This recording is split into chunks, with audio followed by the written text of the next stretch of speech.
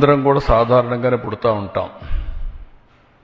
ఆయన కూడా 1901 మార్చి ఇదే రోజున 16వ తారీఖున మద్రాసులో గురవయ్య మహాలక్ష్మ దంపతులకు జన్మించారు. ఆయన మెడ్రాసులో జన్మించిన తెలుగు వారికి రాష్ట్రం కావాలనేది ప్రగాఢమైన కోరిక.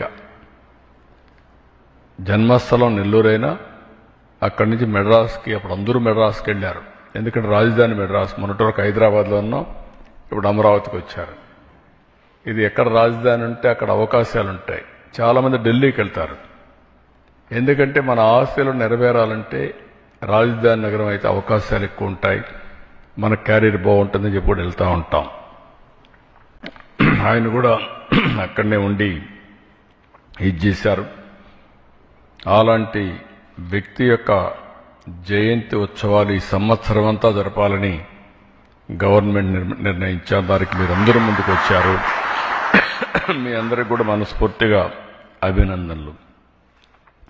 ఈ రోజుతో ప్రారంభమయ్యే ఈ ఉత్సవాలు 1 year మొత్తం చేసి నెక్స్ట్ మార్చి 16కి మన దీన్ని కన్క్లూడింగ్ సభ కూడా పెట్టుకుంటామని చెప్పి కూడా నేను మీకు తెలియజేస్తున్నా.